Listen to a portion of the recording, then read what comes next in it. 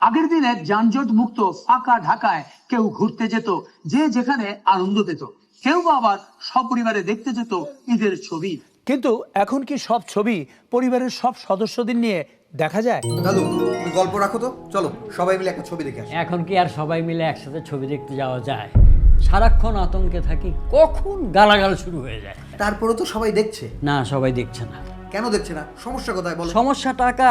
এত টাকা দিয়ে সাধারণ মানুষ তোদের ওই মাল্টিপ্লেক্সে গিয়ে সিনেমা দেখতে পারবে না। আর এত দর্শককে বসতে দেবে কোথায়? সিটি তো নেই। তখন কাজ কাম সেরে শ্রমজীবী মানুষ সিনেমা দেখতে যেত বিনোদনের জন্য, আর এই বিনোদন ছিল সাধারণ মানুষের কাজের এনার্জি।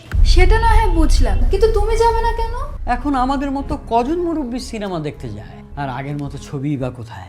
সবই তো মারপিট, মাদক, ধর্ষণ, অশ্লীল নাচ, এইসব দিয়ে কাহিনী। সামাজিক ছবি কয়টা হয় যে দেখবো?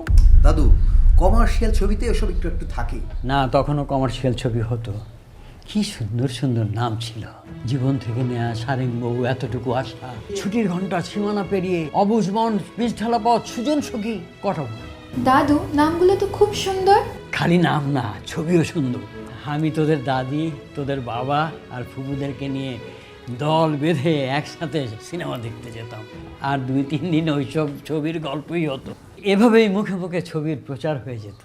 দাদু, এখন তো প্রত্যেক ঈদে 3-4টা ছবি রিলিজ পায়, অন্য সময় খুব একটা হয় না। তখনও কি এরকম হতো? আরে না, তখন তো প্রতি সপ্তাহেই প্রায় 2-3টা ছবি রিলিজ হতো। এত শিল্পী পেত কোথায়? আরে তখন তো একসাথে কয়েকজনের ছবি মুক্তি পেত। এক একজন শিল্পী, এক একটা জুয়েল, যেমন নায়ক তেমনি নায়িকা, সবাই তুখর অভিনয় করতেন। তখন মানুষের চয়েস ছিল আর শিল্পীদের কম্পিটিশন ছিল। এখন তো সেসব নেই। আচ্ছা দাদু, তখন একটা ছবি কতদিন চলতো? ঠিক নেই, 1 সপ্তাহ থেকে 52 সপ্তাহ, কোনোটা আরও বেশি। তখন কিন্তু পুরনো ছবিও মুক্তি পেত। পুরনো ছবি মানুষ দেখতো। শুধু দেখতো না, এখনকার এই সময়কার দর্শকও সেই পুরনো ছবি দেখে। শুধু দেখে না, অনেক টিভি চ্যানেল এখন ওই সব ছবি চালিয়েই বেঁচে আছে। আর অবসরে তো আমিও দেখি।